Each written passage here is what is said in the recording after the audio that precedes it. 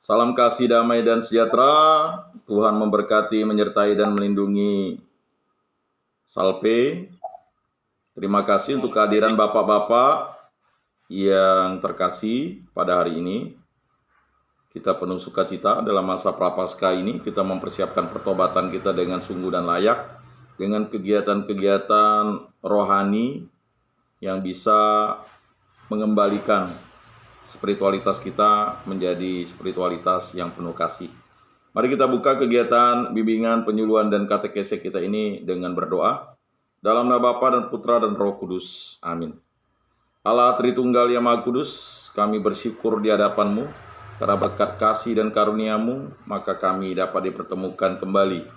Semoga pertemuan kami ini bermakna dan bermanfaat bagi perkembangan rohani kami, terutama bagi kami, para hamba-hamba-Mu, yang butuh kekuatan daripada-Mu untuk menjadi pribadi yang baik dan benar dan siap melayani dalam kondisi apapun yang akan kami hadapi.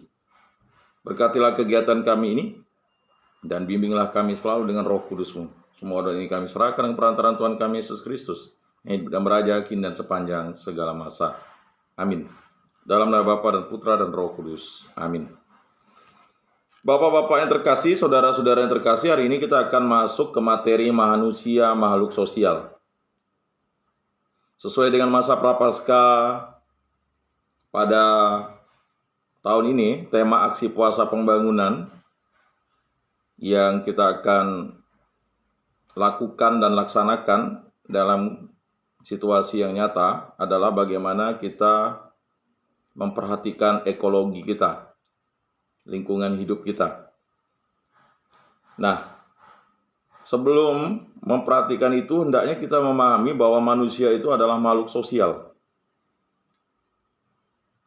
Allah mencipta manusia sebagai makhluk sosial dan bukan orang yang berdiri sendiri di dunia. Maka kita terdiri atas pribadi-pribadi, makhluk sosial.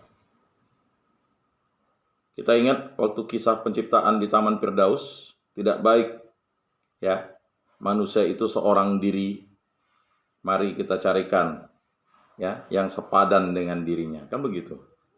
Jadi ketika manusia itu memilah-milih yang sepadan dengan dia, tidak ada.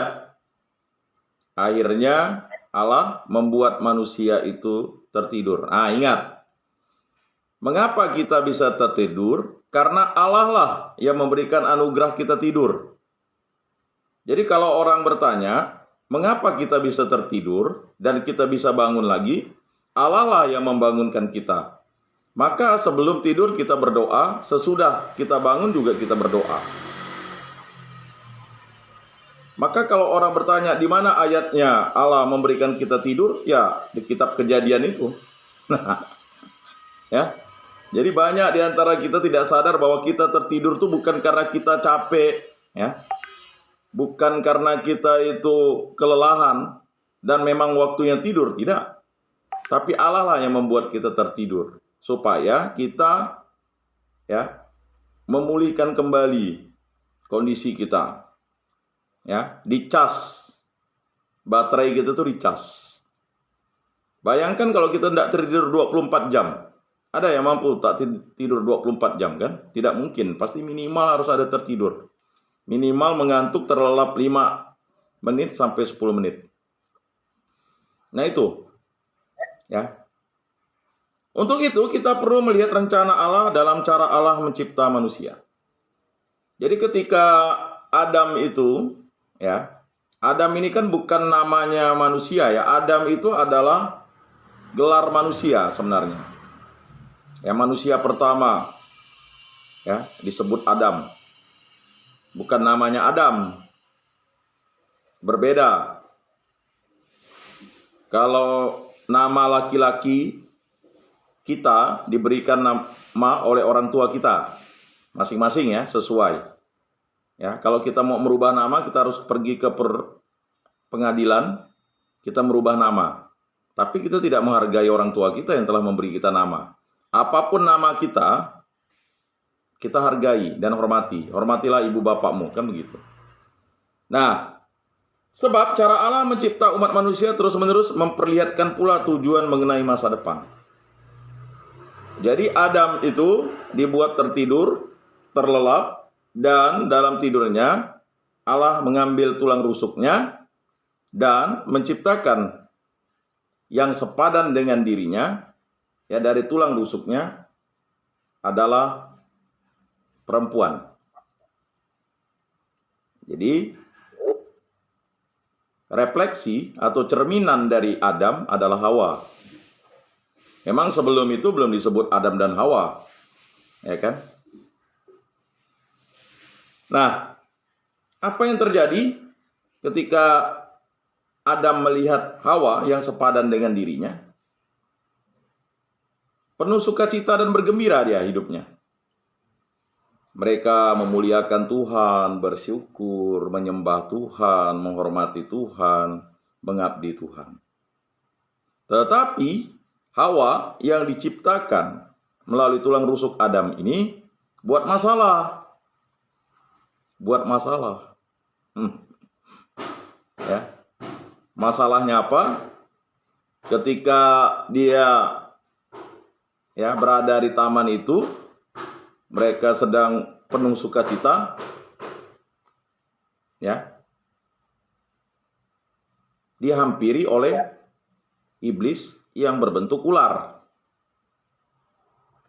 Jadi lambang ular ini kan sebenarnya mau mengindikasikan kecerdikan akibat pemikiran kita yang sangat bebas, kita menjadi berdosa. Nah, di situ terjadi persoalan, ya, bahwa cerminan dari Adam yaitu Hawa ini mendengarkan sesuatu yang salah. Mengapa? Karena dia tidak ingat kehendak Allah. Dia hanya mengingat, ya, sesuatu yang dijanjikan Allah tanpa mengikuti atau menuruti kehendak Allah. Kitab Kejadian melukiskan sifat manusia sebagai makhluk sosial dengan sabda Allah. Dalam Kejadian bab 2 ayat 18, tidak baik kalau manusia itu seorang diri saja. Bayangkan kalau kita di dalam rutan itu seorang diri saja, bagaimana kita? Ya. Bayangkan. Ya. Lalu Allah mencipta manusia menjadi laki-laki dan wanita supaya mereka bersama-sama menaklukkan bumi dan mendiaminya. Kejadian bab 1 ayat 28. Kata menaklukkan bumi itu, ya, artinya bumi yang diciptakan Allah itu adalah diperuntukkan untuk umat manusia guna memuliakan Tuhan. Jadi kita hadir hidup di muka bumi ini untuk memuliakan Tuhan. Bapa kami yang ada di surga, dimuliakanlah namamu. Nah, begitu. Jadi kalau masih di antara kita itu tidak mau memuji dan memuliakan Tuhan, berarti kita tidak mau menyembah Tuhan, tidak mau menghargai Tuhan, Sang Pencipta alam semesta ini. Ya, pertolongan kita dalam nama Tuhan yang menjadikan langit dan bumi. Nah, kita hidupkan atas penyelenggaraan Tuhan. Kita tertidur atas penyelenggaraan Tuhan. Kita bangun atas penyelenggaraan Tuhan.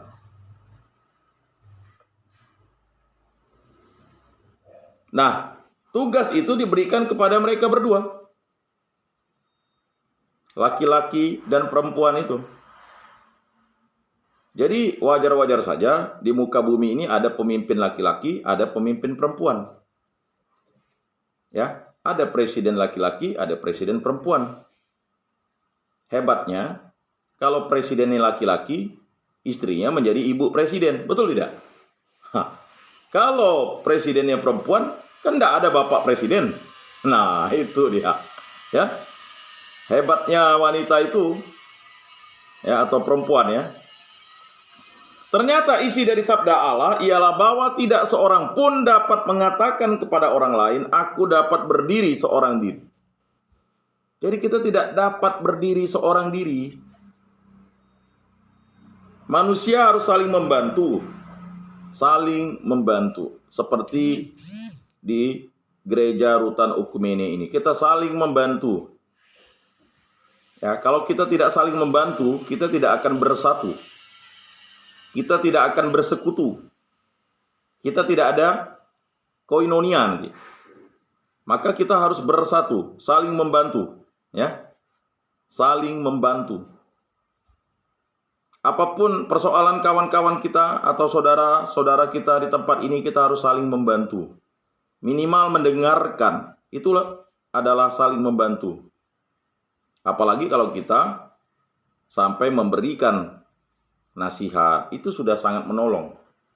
Contohnya kalau seseorang sudah gundah gulana, sudah penuh masalah, dendam, ya kita dengarkan, setelah itu kita doakan. Nah, itu saling membantu namanya, supaya dia menjadi insaf dan sadar dalam masa pertobatan ini, dan dia mau mengampuni. Karena rahmat pertobatan itu diberikan kepada orang yang mau mengampuni, dan dia akan diampuni. Nah itu. Kemudian saling memenuhi. Kepenuhan. Ya, saling memenuhi. Di tempat kita ini kan tugasnya masing-masing. Ada tugasnya yang tahu IT, ada yang tahu keyboard, ada yang bisa lektor, ada yang bisa puji-pujian, ada yang bisa berkhotbah, ada yang bisa menjadi ya pemazmur, ada yang bisa ya menjadi pembawa acara. Ya marilah kita saling memenuhi. Ya kan? 80 orang dari kita ini, ya semoga berkurang ya. Saling memenuhi. Tidak kosong bangkunya. Nanti kalau kosong yang duduk di situ bukan manusia nanti. Ya. Nah, saling memenuhi. Berikutnya saling melengkapi. Nah, kita hadir di tempat ini adalah saling melengkapi dari berbagai macam denominasi gereja. Kita bersatu padu, koinonia, bersekutu dalam nama Tuhan kita Yesus Kristus. Dengan berbagai macam pandangan dogma. Selama dia mengakui Allah Tritunggal Maha Kudus sebagai Tuhan dan Juru Selamat, dia adalah orang Kristen. Nah, begitu. Ya, jelas.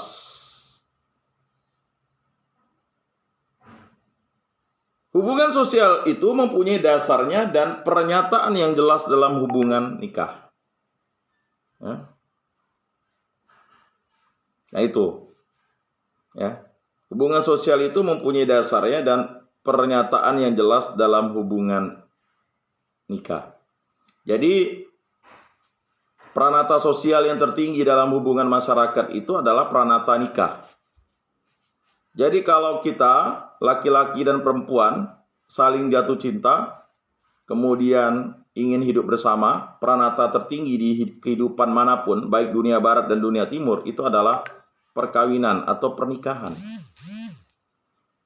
Nah, sehingga terjadi yang namanya ya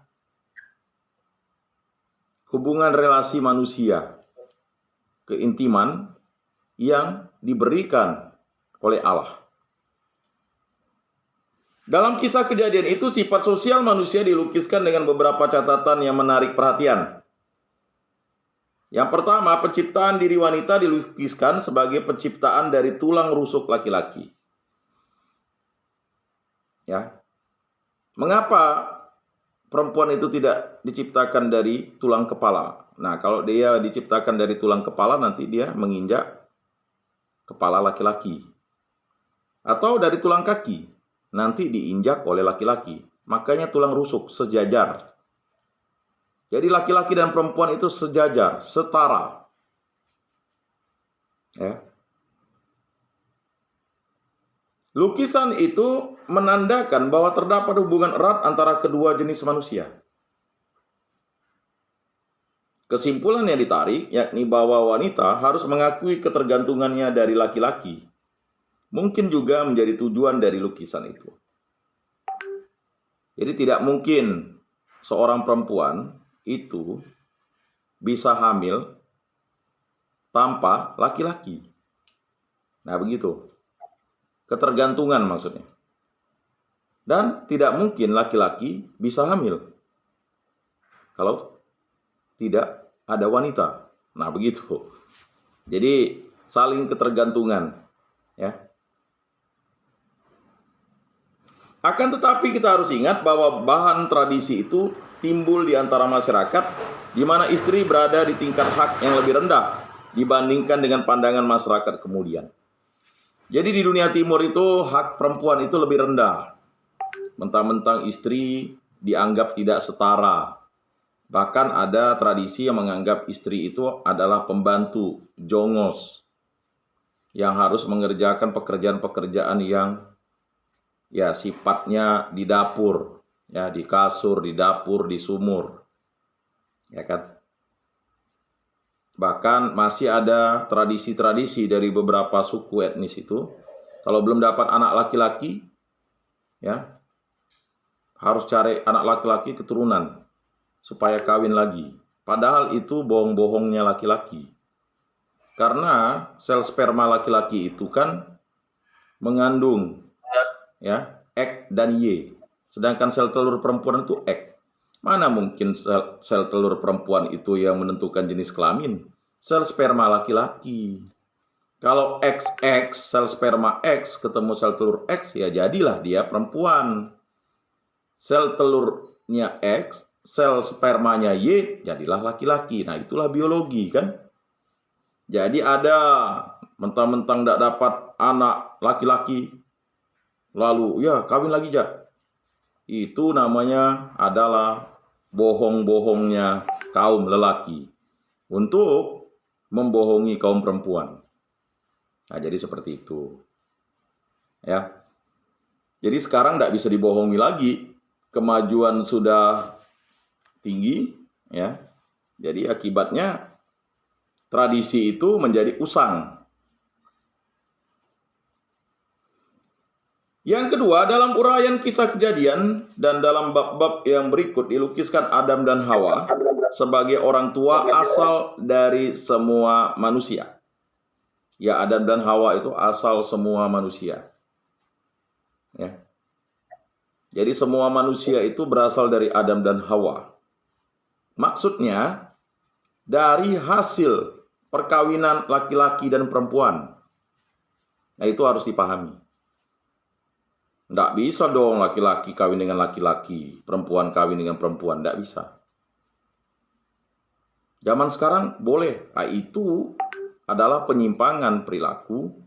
Tetapi karena hak asasi manusia itu terlalu bebas diterjemahkan untuk kesetaraan, sehingga pranata sosial yang sudah tertata baik di dunia barat dan dunia timur itu dilanggar.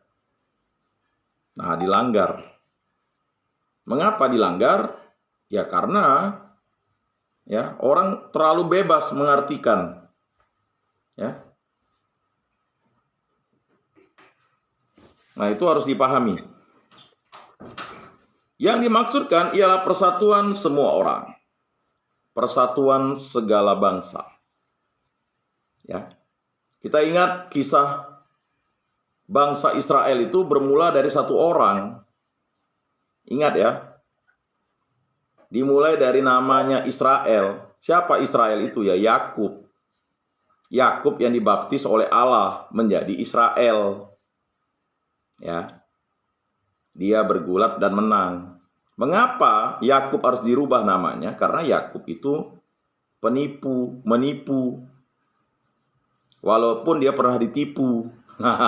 Ya kan? Yakub itu kan memang sudah bergulat di dalam perut dengan abangnya Esau. Ya. Lalu dia menipu abangnya. Menipu bapaknya untuk mendapat berkat. Lalulah akhirnya dia ditipu oleh Laban. Lalu dia menipu lagi mertuanya. Kan begitu. Maka kedosaannya itu harus ditebus ya, oleh Allah sendiri melalui dia bergulat dengan Allah. Dan ya, pangkal pahanya dipukul oleh Allah supaya dia ya selesai bergulat, karena sehari-harian bergulat. Dan akibatnya ya namanya dirubah menjadi Israel. Nah, Israel itu adalah Yakub. Lalu keturunan Israel itu atau keturunan Yakub itu 12 anaknya itu. Nah, begitu.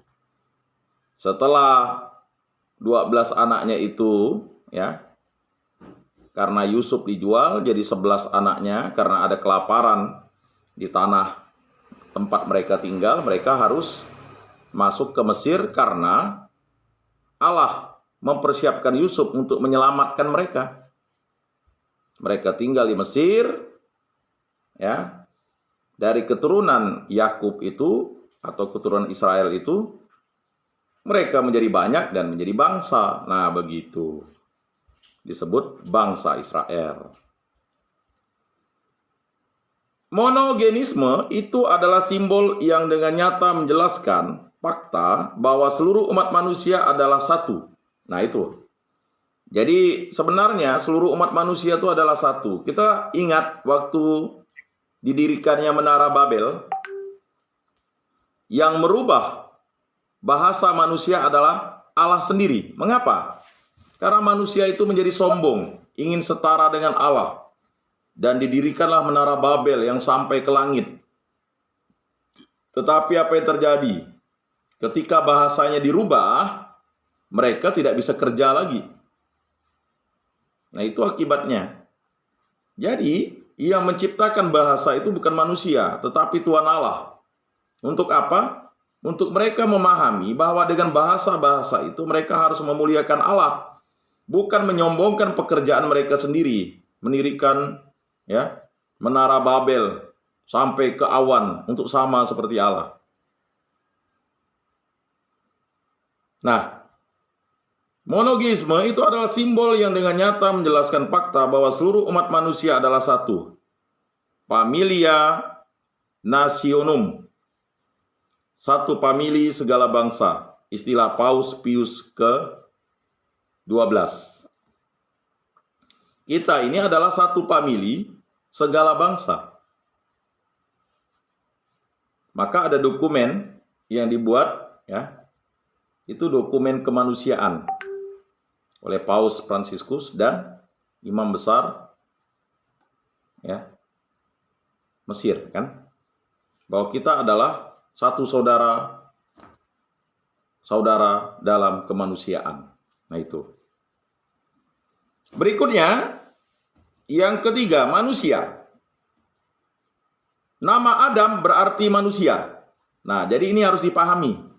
Nama Adam itu berarti manusia. Jadi banyak yang mengatakan ini nama. Ya, nama Adam berarti manusia. Berlaku bagi seluruh umat manusia pada zaman dan waktu. Harus paham, ya. Diciptakan oleh Allah menurut citra dan gambarannya sendiri, yaitu sebagai pribadi yang diberi hubungan yang hidup dengan Allah. Jadi Adam itu adalah berarti manusia yang mempunyai hubungan pribadi yang hidup dengan Allah. Mengapa mereka tidak bisa hidup dengan Allah lagi di Taman Firdaus? Karena akibat kelalaian mereka melawan kehendak Allah, melawan kesetiaan Allah, melawan janji Allah. Ya. Segala buah di taman ini dapat kamu makan, tetapi buah yang di tengah-tengah taman itu sekali-kali kamu jangan makan. Kalau kamu makan, kamu akan mati. Mati itu adalah terpisah dengan Allah. Ya, dia tidak lagi bisa hidup dengan Allah. Tetapi akibat Hawa membocorkan, ya, rahasia kehendak Allah itu, ya, ular, ya, atau iblis itu, ya, memberi tipu muslihat kecerdikannya. Ya, kalau kamu makan buah itu kamu akan sama seperti Allah. Nah, itu, ya. Jadi ada kehendak bebas yang diberikan kepada manusia, tetapi kehendak bebas itu harus dikendalikan oleh iman, harapan, dan yang paling utama kehendak Allah. Yang keempat, manusia diciptakan di dalam Kristus menuju Kristus. Nah, itu. Mungkin banyak yang bertanya, kita diciptakan untuk apa? Kita diciptakan di dalam Kristus. menuju Kristus. Jadi bapak-bapak sekarang diciptakan itu adalah di dalam Kristus, menuju Kristus. Oleh karena itu persatuan seluruh umat manusia di dalam satu Adam mendapat terang baru. Karena dibandingkan oleh Santo Paulus dengan persatuan seluruh umat manusia di dalam satu Adam yang baru, yakni Kristus. Sabda sudah menjadi manusia. Dialah Adam yang baru, dialah Kristus. Karena Adam yang lama, yang secitra dengan Allah itu telah melawan kehendak Allah. Tidak mau hidup bersama Allah. Tetapi Kristus adalah Allah. Ya, pada mulanya adalah firman. Ya kan? Firman itu bersama-sama dengan Allah. Dan firman itu adalah Allah. Nah, itu harus dipahami sebagai relevansi bahwa Adam baru adalah Kristus. Karena persatuan dalam seorang Kristus itu manusia menjadi bebas untuk hidup dalam saling mencintai. Surat Rasul Paulus kepada jemaat di Galatia bab 5 ayat 1 ayat 13 sampai 15. Jadi karena hidup di dalam Kristus kita menjadi bebas, sama seperti Adam dan Hawa hidup di dalam Taman Firdaus itu menjadi bebas. Semua buah di taman ini boleh kau makan, kecuali satu buah. Di tengah-tengah taman itu, sekali-kali jangan kau sentuh dan kau makan. Ya kan? Jadi kebebasan dalam Kristus itu kita tidak lagi diperbudak oleh dosa, atau diperbudak oleh setan, diperbudak oleh iblis, diperbudak oleh kesialan, diperbudak oleh zodiak-zodiak, sio-sio, ya kan? Kalau orang Kristen masih pakai sio itu bahasa kami ayam ya, siap. Pak Atis tahu tuh bahasanya. Lalu pakai sio-sio, aduh susah. Masa kita orang Kristen, mohon maaf, pakai ya segala macam ramal, kacau nanti. Karena kita sudah dibebaskan dari hal-hal belenggu dosa itu. Jadi banyak yang bertanya, sebagai orang Kristen apakah percaya dengan ya zodiak? Masa kita dilambangkan dengan binatang? Sio babi tak cocok kawin dengan sio ayam, katanya. Ya kan? Sio harimau tak cocok kawin dengan sio ikan. Satu tinggal di darat, satu tinggal di air. Ya. Udah itu ada lagi. Nah itu. Sebagai orang Kristen kita sudah dibebaskan dari belenggu-belenggu, keterikatan-keterikatan yang tidak membebaskan itu. Nah, jadi bapak-bapak yang terkasih, jika bapak-bapak bertanya, mengapa kok orang Kristen itu mendapat kesialan? Karena dirinya sendiri membuat kejahatan. Jangan masukkan kami ke dalam pencobaan, lalu kita masukkan dalam pencobaan. Nah, itu harus dipahami. Bukan karena kesialan. Kesialan kita itu diakibatkan dosa kita. Jadi contoh misalnya. Ya, udah bagus-bagus punya istri. Tiba-tiba selingkuh. Ya, yang sial itu adalah orang yang selingkuh itu. Begitu maksudnya. Udah tahu bagus, ya kan? Ternak babi, ternak sapi, tiba-tiba ada uang buat CP. Bagus awalnya buat PT. Lama-lama mau cari proyek nyopoi. Kan itu. Ujung-ujung kan yang sial itu siapa? Kita yang masuk ke dalam pencobaan itu gitu, Pak. Bukan lalu gara-gara kawin dengan istrinya betai lalat. Mohon maaf, betai lalat di leher. Itu akibat kok kawin dengan istri yang betai lalat di leher tuh jadi sial. Itu tak ada tuh. Karena kalau kita sudah dibaptis dalam Kristus Yesus dan kawin dalam sakramen, dalam berkat Tuhan, tidak ada lagi kesialan. Yang buat kita sial adalah perbuatan kita.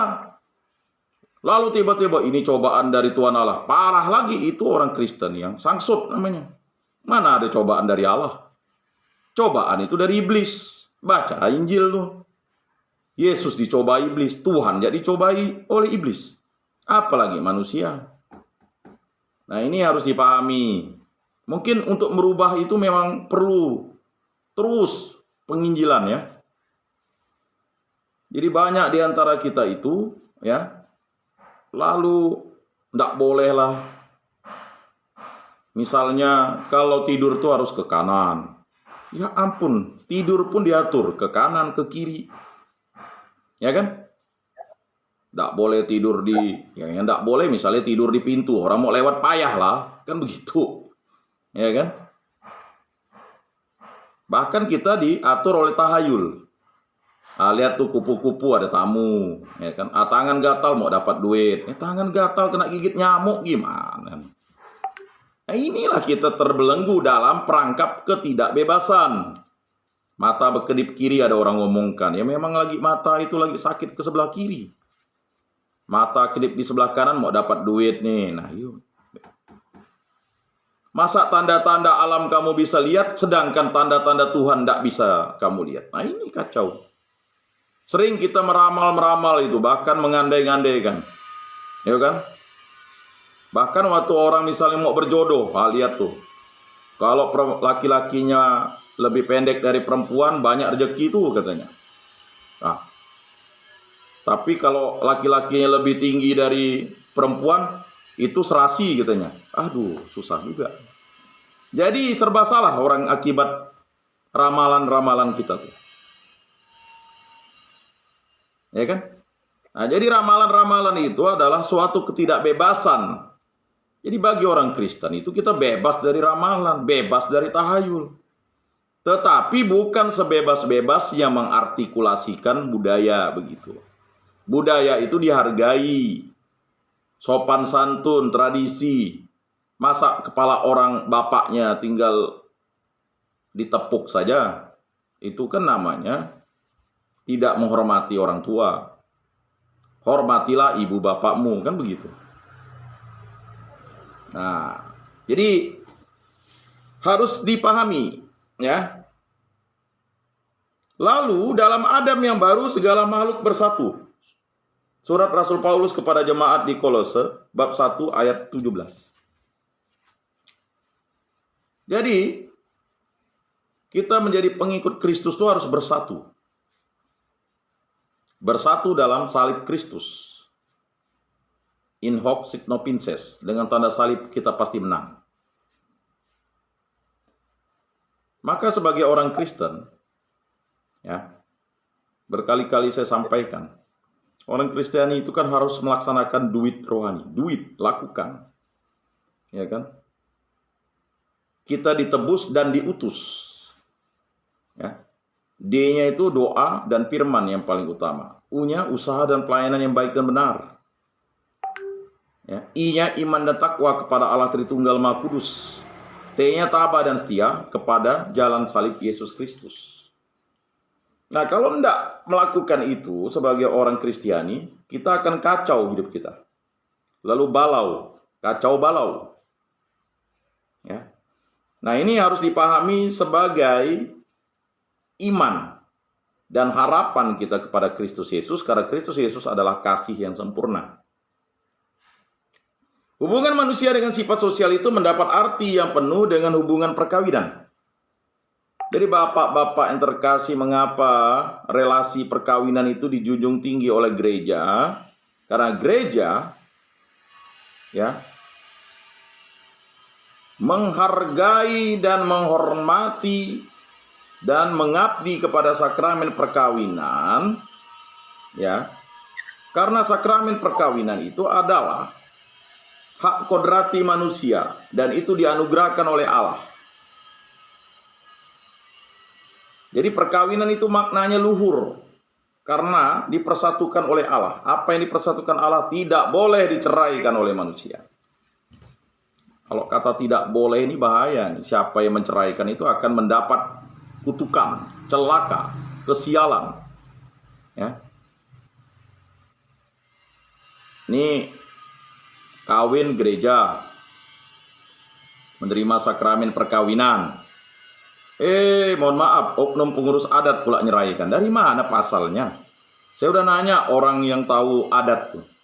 Kalau dia pernah kawin adat, boleh diceraikan adat. Masa dia kawin gereja diceraikan adat? Dari mana pasalnya? Ya Pak Tis. Nggak pernah kawin adat lalu masa minta cerai adat? Kan nggak ada realis. Nggak ada itunya kan. Nyambung dari mana cantolannya kan begitu. Nah itu banyak itu. Ya, oknum-oknum lelaki maupun perempuan, orang-orang Kristen agamanya. Karena tidak suka lagi dengan istri dan suaminya. Lah, kawin gereja, minta cerainya adat, dari mana pasalnya? Tidak jelas pasalnya. Makanya kalau udah kawin gereja, kawin adat. Nah itu boleh. Kalau udah kawin adat, mau cerai adat bisa. Masa orang tidak pernah kawin adat lalu diceraikan adat? Apalagi kawin tak beradat misalnya. Gimana, dari mana? Nah ini logika yang dibangun itu harus dipahami. Ya kan? Apalagi ya, apa yang dipersatukan Allah tidak boleh diceraikan oleh manusia. Ya, kau mau kawin, kau urus sendiri lah. Tapi bagaimana lah nih katanya. Ya kan? Akhirnya biasanya kawin pertama kawin gereja, kawin kedua kawin adat. Nah itu urusan berbeda lagi. Tidak pernah kawin adat, diceraikan adat. Ya kacau lah, itu namanya hidup manusia tuh. Tidak pernah terjadi pencatatannya di kawin adat, diceraikan adat. Maka bingung kita. Dari mana dia bisa cerai adatnya? Nah itu. Jadi manusia itu harus memahami relasi perkawinan itu adalah suatu ikatan yang sangat kuat antara Kristus dan gerejanya. Justru dalam arti itu Allah bersabda, tidak baik kalau manusia itu seorang diri saja. Sesudah itu mereka diberi tugas. Mereka harus saling membantu menaklukkan bumi dengan bekerja dan berkembang biak menguasai alam. Jadi tujuan perkawinan Kristiani itu adalah kebahagiaan dan memperoleh keturunan. Jadi banyak ya yang tidak memahami itu. Tujuannya jelas. Untuk memuliakan Allah, membahagiakan, dan memperoleh keturunan. Jadi mengapa orang harus menerima sakramen perkawinan atau berkat di gereja? Itu untuk memuliakan Tuhan. Bahwa laki-laki dan perempuan itu ya dipertemukan untuk menjadi satu ikatan rumah tangga yang kuat. Nah begitu. Ya, masalah resepsinya lebih mahal daripada kegiatan ibadat atau misa di gerejanya atau sakramen perkawinannya, urusan berbeda. Tapi kesakralannya itu harus dulu. Kata kakek saya dulu, waktu bapak saya kawin itu, kawin Tuhan dulu baru kawin adat. Ini jangan terbalik. Ya, urusan kawin Tuhan itu kepada pastor, ya, atau kepada pendeta. Kalau kawin adat, urusan kami pengurus adat. Ah begitu, jangan campur-campur. Nah, ini kan kadang ada yang kebelet, ya kan? Lalu dia bilang, nah harus dipahami, kawin adat dengan adat kawin itu berbeda. Ya. Ada kawin adat, ada adat kawin, ada kawin kena sanksi adat. Nah, itu bukan kawin adat kena sanksi adat tuh. Ini kawin adat, bukan kawin kena sanksi adat kau. Nah, lalu kau bilang kawin adat itu ndak mana ada boleh udah hamil dulu. Itu masing-masing tuh berat adatnya tuh. Masa lalu udah hamil lalu kawin adat? Itu kawin kena sanksi adat. Nah, karena tak beradat, makanya dikasih kawin sanksi adat. Ini banyak tidak disampaikan karena dia malu. Kami kawin adat, benar sikit kawin adat, kena sanksi adat kali. Ah, itu. Ini banyak yang berkilah kawin adat. Berat kawin adat tuh. Ya. Untuk kawin adat, ya, bapak dan mama saya bekati sebihak itu 7 hari 7 malam. Ya, nggak bisa lagi dah. Buatnya itu harus ada kepala. Kepalanya bukan kepala biasa, kepala adat namanya itu, kepala kayau zaman dulu dideret gitu.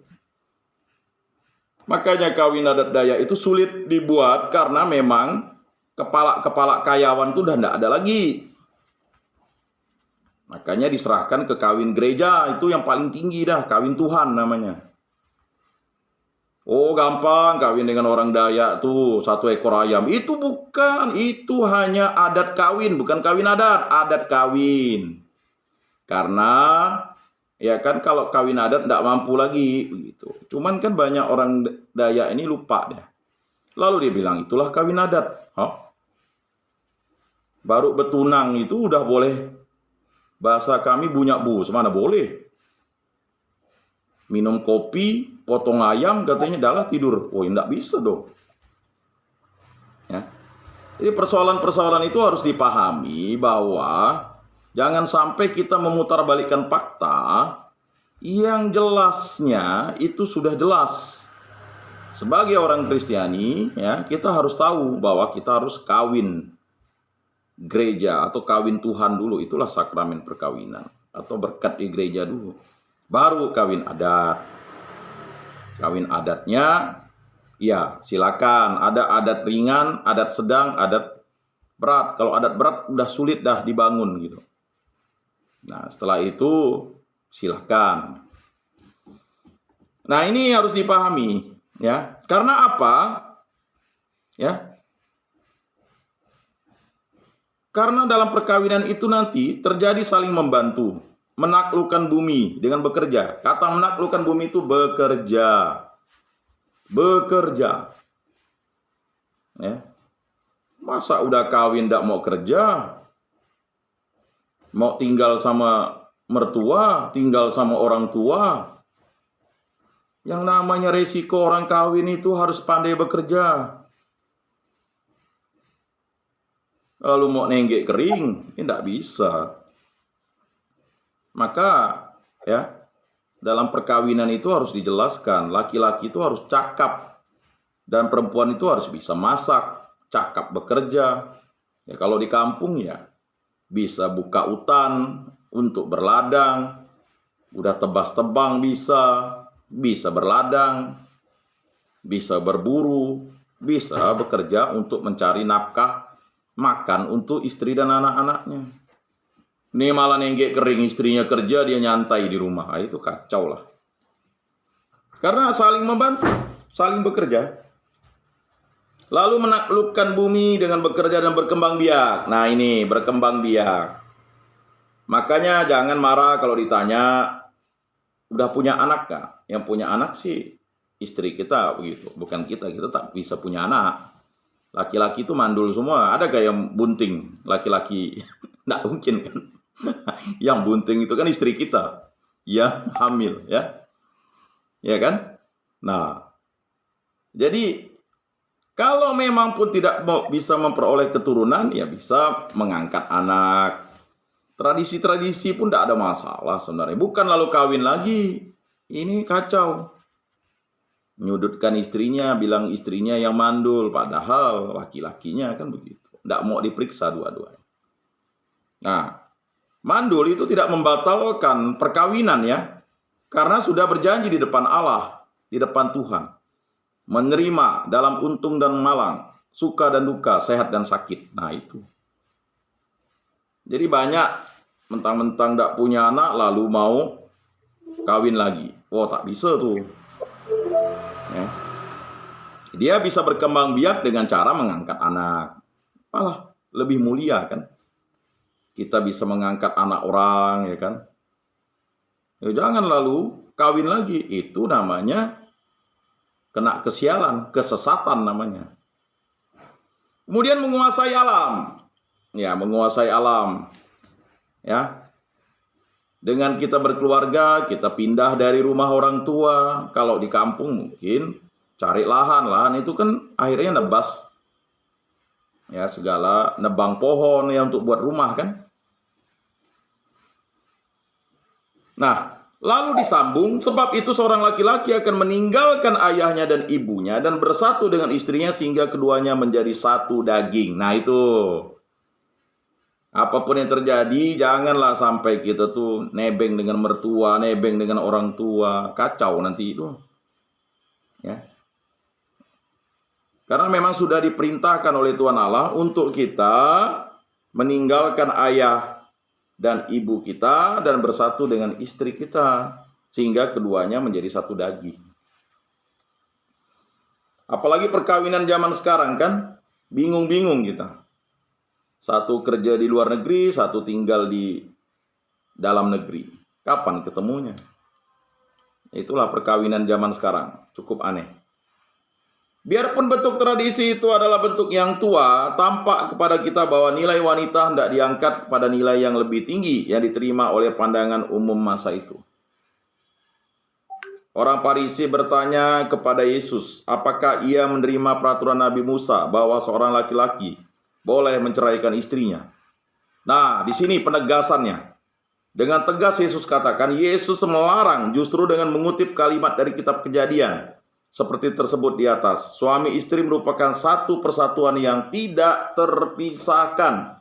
Matius 19 ayat 3 sampai 10. Jadi apapun yang terjadi, bapak-bapak berada di rumah retret ini, jangan sampai bapak-bapak lalu menceraikan istri bapak-bapak karena merasa berdosa. Ya tidaklah. Istri bapak-bapak harus menerima dalam untung dan malang, suka dan duka. Nah, kalau dia paham bahwa perkawinan itu adalah sakramental, dipersatukan Allah, dan ikatannya sangat kuat. Begitu. Nah, sama kita menasihati anak dan menantu kita, kan begitu. Ketika nasihat perkawinan. Jadi kalau waktu udah, jangan mabuk karena pesta, lalu lupa nasihat anak tuh. Kebanyakan kita lalu lupa karena pesta tadi itu. Ya kan?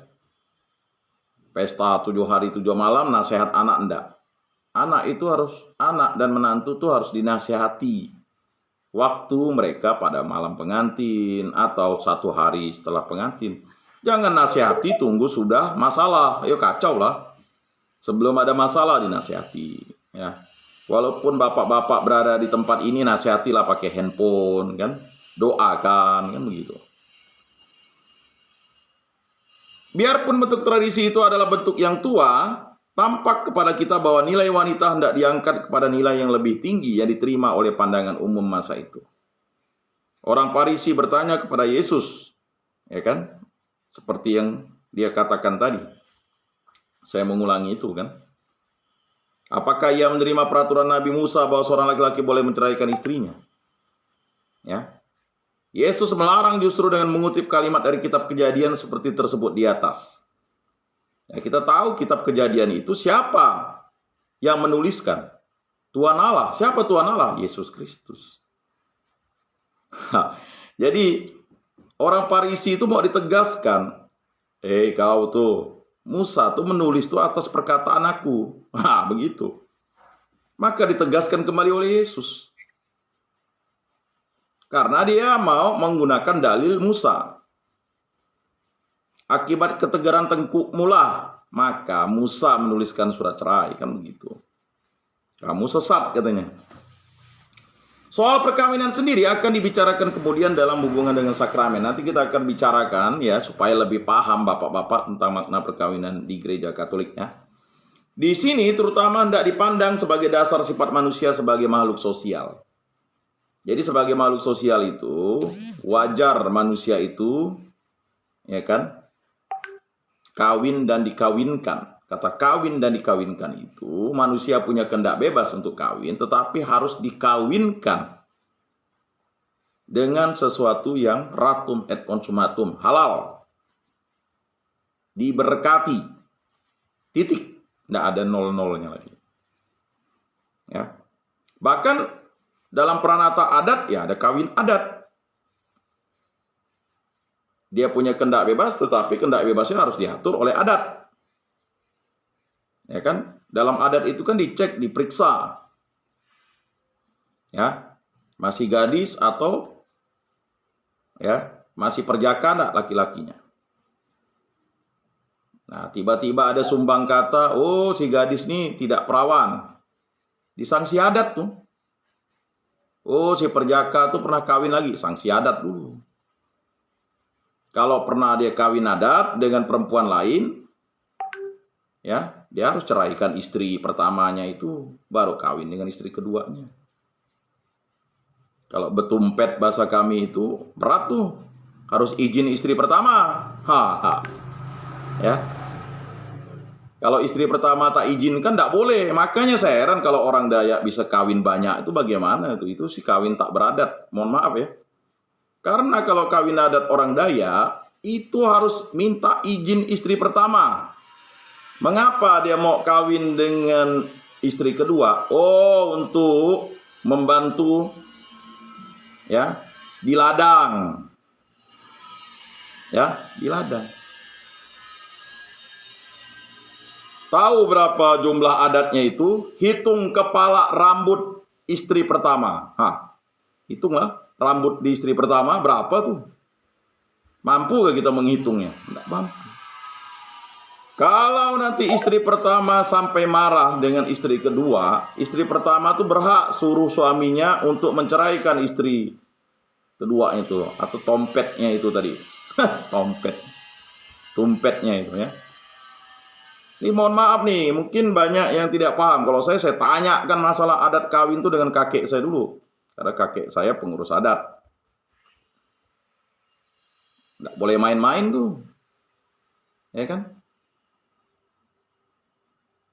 Ada yang menggampangkan, kalau mau kawin dengan perempuan kampung yang cantik, gelap-gelap ya, mana bisa. Apa maksud tujuannya? Jadi sekarang mungkin orang tidak lagi melihat pranata perkawinan sebagai sesuatu yang sakral, tetapi dianggap permainan. Ya tidak suka ceraikan, tidak bisa gitu. Ya. Dan itu disebut 7 turunan. 7 turunan sakit. Ya. Jangankan yang ini ya. Misalnya perempuan ini sudah janda, suaminya meninggal, lalu dikawini oleh bujang, ya, lalu dapat anak, itu disebut saudara asuh. Ya. Nah ini adatnya nih, aneh kan? Lain kalau misalnya seorang laki-laki kawin, lalu istrinya meninggal kawin lagi, itu disebut saudara kandung walaupun beda mama kan?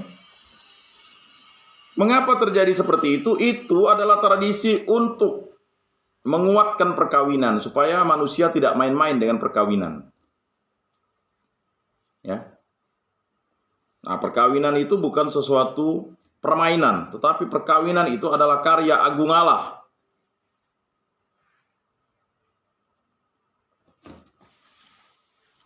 Jadi jelas, masa depan sudah mulai datang, masa depan di mana sifat sosial manusia berkembang menuju persatuan yang makin lama makin erat. Keinsapan bahwa kita bersama-sama harus berusaha untuk membentuk suatu masyarakat yang adil dan makmur, hidup benar di dalam hati bangsa kita. Ya. Kita tahu bahwa hal ini tidak terbatas pada bangsa kita sendiri, melainkan harus berkembang kepada umat manusia di seluruh dunia, di mana akan terdapat rezeki yang cukup untuk semua orang. Akan diberantas segala penyakit, akan hilang perbedaan kelas kaya dan kelas miskin. Rasa bahagia akan dinikmati oleh seluruh umat manusia. Jadi kalau kita mau bahagia, berarti kita harus mencukupi. Tapi jalan utama, yang paling utama untuk bahagia adalah memuliakan Tuhan. Setelah itu perkawinan kita bisa bahagia kalau kita saling membantu, saling memenuhi. Ya kan?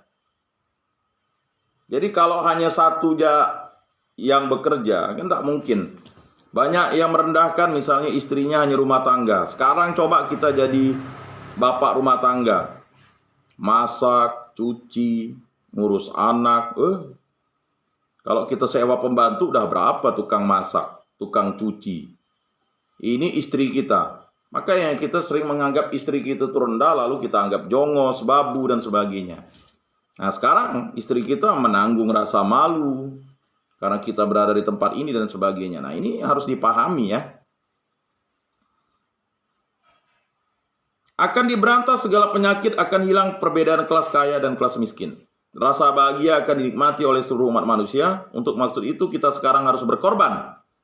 Kita sekarang harus berusaha supaya akan datang masa depan yang gilang gemilang untuk bangsa kita, malahan untuk seluruh dunia. Nah ini, ya mungkin jawaban-jawaban yang agak bisa membantu. Mengapa bapak-bapak berada di tempat ini? Nah itu untuk ya menjadi korban supaya bangsa ini gilang gemilang nanti. Ya. Itu nilai positifnya. Akan tetapi mengapa saya sekarang harus berkorban? Nah, ini jawabannya. Toh saya pun manusia, bukan? Manusia zaman yang akan datang tidak lebih berharga dari saya. Lantas, mengapa saya, seorang pribadi yang bernilai rohani juga harus dikorbankan untuk kebahagiaan manusia yang akan datang yang tidak lebih bernilai? Saya ingat kalau durian tembawang itu kakek nenek kita tanam, yang nikmatinya cucunya. Ya, tahu-tahu disinso karena kayu durian diminati katanya. Atau sering berkelahi gara-gara tembawang. Oh, itu tembawang kakek aku tuh, tembawang nenek aku tuh, akhirnya kelahi lah, disinso lah. Ujung-ujung kan durian tuh mana bisa dinikmati oleh kakek nenek kita. Kakek nenek kita udah di alam baka sana, di akhirat kita yang nikmati, lalu kita bertengkar dengan abang, kakak, lalu nyinso, nggak makan. Ini aneh, itulah sifat manusia yang egois. Gara-gara jambunya dicuri ditebang, gara-gara mangganya dicuri ditebang. Ini aneh, itu sifat kita, bukan makhluk sosial. Ya kan? Jadi makhluk sosial itu harus membagikan yang namanya kesejahteraan umum, bonum comune. Kalau kita misalnya punya tanah di ujung, lalu kita buat jalan, tiba-tiba ada orang yang tanah di depan dan di tengah, lalu menikmati jalan kita. Mengapa kita harus marah? Kita yang membangun jalan, tidak ada masalah kan? Jadi kalau kita bisa mensejahterakan orang lain, ya, berarti kita ikut karya agung Allah dalam kebahagiaan. Jadi sebagai orang Kristen tuh, kita bisa membahagiakan orang lain itu, ya, adalah suatu karunia, anugerah, membahagiakan orang lain, ya, bukan mencemaskan orang lain, mengancam orang lain. Awas kamu kalau saya keluar dari tempat ini. Wah. Jadi memang untuk hal-hal semacam itu perlu yang namanya pengampunan, rahmat, pertobatan yang sungguh, keinsapan dan kesadaran. Lagi pula, masyarakat manusia yang akan datang tidak lebih daripada masyarakat manusia sekarang ini. Ya. Jadi kalau kita memandang lingkungan kita, ekologi kita, kita paham sekarang, ya. Kita lihat daerah-daerah yang tidak pernah banjir menjadi banjir. Yang longsor, dulu tidak pernah longsor jadi longsor. Seandainya jalan umum itu longsor, siapa yang sakit? Siapa yang susah? Kita juga semuanya. Ya, umat manusia yang susah. Kadang lucu, ya, jalan itu dipotong di tengah-tengahnya mau ngisi pipa, ya enggak? Atau jembatan dicangkul, lama-lama ambrol jembatannya. Kadang lucu. Ya, pembangunan sudah baik, sudah bagus, ya kan, dirusak. Besi jembatan bisa hilang. Ya kan? Segala rambu-rambu lalu lintas dipangkung, besinya diambil, lalu menyulitkan orang. Jangan jauh misalnya. Jalan-jalan di daerah itu tidak mau kita tebas. Padahal itu depannya tanah kita. Biarkan, ya, penuh dengan rumputnya, penuh dengan segala semak belukar, ya. Nah ini harus kita pahami sebagai manusia bahwa melestarikan alam itu adalah suatu, ya, kebajikan. Mungkin hukum cipta kasih yang berkorban yang menjadi satu-satunya hukum Yesus Kristus dapat diterangkan lebih jelas dengan mengingat bahwa Allah menciptakan manusia sebagai makhluk sosial atas dasar hubungan pria dan wanita dalam perkawinan. Nah itu. Maka hubungan perkawinan yang sangat luar biasa. Ya. Santo Yusuf atau Santo Yosef itu kan ingin menceraikan Bunda Maria diam-diam setelah dia nanti mengawininya. Ya, karena dia bingung. Bunda Maria itu tunangannya ya hamil. Lalu bermimpilah dia, ya kan? Makanya Santo Yosef itu lalu mengawini Maria. Ya. Nah, hubungan perkawinan itu menciptakan ya kemuliaan Tuhan dan kebahagiaan yang saling ya membutuhkan, saling membantu, saling memenuhi. Apa yang terjadi ya ketika Santo Yosef ya ketika Yesus dilahirkan, ya kan? Kan Santo Yosef itu yang mencari tempat untuk melahirkan di kandang yang hina. Selanjutnya waktu Yesus itu ya 8 hari dipersembahkan di bait Allah kan dibawa oleh Santo Yosef dan Bunda Maria. Kemudian ketika tinggal di Mesir pun Santo Yosef lah yang membawa Bunda Maria dan bayi kecil Yesus itu ke Mesir. Selanjutnya ketika dia mau kembali lagi, akhirnya mereka lebih baik menetap di Israel Utara, di Nazaret sana, di daerah Galilea. Jadi peran seorang ayah dan seorang ibu itu vital bagi anak-anak. Makanya jangan sampai dalam seminggu sekali lupa WA anak, telepon anak, apa kabar, jangan marah anak kan. Anak 5 telepon lah, WA lah. Walaupun berada di tempat ini, jangan lalu dia sudah besar. Tidak. Perhatian sekecil apapun untuk anak itu akan diingat sepanjang masa. Ya kan? Jangan tidak ditelepon, telepon anak, telepon menantu, telepon cucu, mumpung masih hidup. Ya kan? Ini kadang lupa. Lebih banyak nonton YouTube, TikTok. Ketawa di TikTok ya setengah jam. WA anak 1 detik tak mau. Nelpon anak enggak mau. Ya kan? Harus anak yang nelpon. Ya bagaimana? Ya kerinduan itu dilepaskanlah dengan WA, ya kan? Walaupun kita jauh daripadanya tetapi kita dekat. Nah itu harus dipahami bahwa komunikasi itu penting. Peran ayah dan ibu itu vital. Orang tua dengan kerja keras mengorbankan diri untuk masa depan anak-anaknya. Jadi bapak-bapak bekerja ini kan untuk apa sih sebenarnya? Ya kan? Untuk anak-anak kan? Dia bisa punya rumah yang baik, tidak seperti kita dulu tinggal di gubuk yang reot. Dia tidak lagi jalan kaki, kita beli motor, bisa ngantar dia ke sekolah pakai motor. Tidak kena hujan, tidak kena panas, beli mobil. Ini mobil ditaruh di rumah, dipajang, dipegang anak pun marah. Anak disuruh jalan kaki. Pulang ke rumah, bajunya entah kemana, lalu dipukul bapaknya. Ada mobil disimpan ya. Sayang katanya. Mau irit kayak apa, namanya barang tuh bisa rusak. Ya kan? Mumpung punya barang, nikmatilah kan begitu. Dengan dirawat. Tetapi itulah yang menjadi persoalan manusia. Manusia itu lebih mencintai materinya ketimbang mencintai ya buah cintanya yang diberikan Tuhan kepada dirinya. Ya, mereka sudi berkorban demi kebaikan anak-anaknya di masa depan. Jadi bapak-bapak bekerja siang malam banting tulang kan? Buat perusahaan ini, buat perusahaan itu, buka usaha ini, buka usaha itu untuk siapa sih? Ya kan? Bahkan makannya pun susah. Ya kan untuk anak dan istri kan? Untuk sekolahnya. Sebab mereka yakin bahwa mereka sendiri tetap hidup dalam diri anak-anaknya kelak. Nah, jadi kan generasi kita. Nanti kita diingat. Ya kan? Kalau kita menjadi bapak yang baik, kakek yang baik, kan diingat sepanjang masa. Diceritakan dari zaman ke zaman.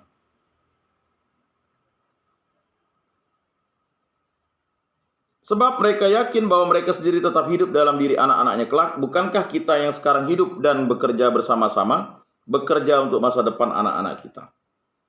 Kalau kita bekerja bersama-sama supaya masyarakat masa depan akan lebih baik, kalau untuk itu kita bersama-sama berkorban, sudi memeraskan peluh, sudi menderita, bukankah kita berusaha demi anak-anak kita? Jadi bapak-bapak itu kan bekerja untuk mencari nafkah yang banyak, itu kan untuk anak-anak. Tetapi apalah artinya ketika nafkah yang kita cari tidak kita cari dengan sesuatu yang baik. Akibatnya yang menanggung derita juga anak-anak. Ya. Maka berkali-kali saya sampaikan, bapak-bapak di dalam ini mungkin menderita, tetapi istri dan anak-anaknya sangat menderita. Ya harus ketemu dengan banyak orang, menjelaskan, ya kan? Bahkan ada stigmatisasi. Ini kan terkadang kita bersyukur kalau anak-anak kita itu tetap bertahan, ya kan? Tetap setia dalam Tuhan. Ya. Nah, itu harus dipahami. Bukankah sangat tepat kalau perintah bekerja menaklukkan bumi, mengusahakan tanah, menguasai dunia dihubungkan dengan tugas berkembang biak memenuhi bumi? Benar bahwa tidak semua manusia menikah. Juga tidak semua suami istri mendapat anak. Akan tetapi itu merupakan suatu pengecualian yang tidak mengurangi sahnya peraturan kodrat ciptaan Allah. Bahkan manusia dari kodratnya dalam perkawinan memperbanyakkan jenis umat manusia. Orang tua yang mempunyai anak mungkin lebih baik mengerti bahwa usaha kita sekarang untuk menjamin masa depan yang makmur adalah benar. Mengingat bahwa mereka hidup terus di dalam diri anak-anak kemudian, hanya kerjasama dan korban seluruh masyarakat orang tua sekarang akan menjamin masa depan yang gilang gemilang bagi masyarakat anak-anak kita kelak. Apa yang kita hadapi sekarang jangan pernah kita tidak ceritakan, sharing kita. Supaya anak-anak kita tidak masuk di tempat-tempat ini. Ya kan? Pengalaman yang berharga itu adalah sesuatu nilai, value yang harus diceritakan. Jangan pernah malu. Setelah bebas nanti ceritakan. Supaya mereka tidak masuk di tempat ini. Supaya mereka tidak melakukan kesalahan seperti kita. Kehilapan seperti kita. Ya. Kita berusaha mendidik anak-anak kita baik, mendidik menantu kita baik, mendidik cucu kita baik supaya tidak ke sini. Gara-gara kakek begini, gara-gara bapak begini. Nah, itu diceritakan. Ya, bukan dibanggakan. Ya kan, diceritakan supaya mereka memahami bahwa hidup di muka bumi ini harus tetap baik dan selalu memuliakan Tuhan, menyembah dan menghargai Tuhan, ya, menghormati Tuhan, mengabdi kepada Tuhan. Maka jangan sampai kita tidak ceritakan. Nah, itu harus dipahami bahwa pengalaman hari ini dampaknya untuk masa depan keluarga kita. Jangan sampai kita lalu mengatakan pengalaman ini adalah sesuatu yang mencelakakan atau kesialan. Tidak. Kita adalah berkat bagi semua. Kita berada di tempat ini mungkin adalah suatu pelajaran untuk anak cucu kita supaya tidak mengulangi kesalahan kita, kehilapan kita, kekeliruan kita, ketidaktahuan kita. Kan ada yang masuk di sini karena tidak tahu. Bukan karena dia salah, tidak tahu. Rupanya ya sekedar hanya tanda tangan dan sebagainya, ya kan. Tapi ada yang memang karena kesalahan fatal, kesengajaan. Nah, di sini kita harus sadar kehilapan. Ya, kita tahu kita hilap dan sadar. Maka kita harus insaf dan sadar begitu. Nah, semoga itu menjadi sesuatu yang cambuk bagi kita untuk di masa pertobatan ini memahami bahwa cinta Tuhan itu begitu besar kepada kita.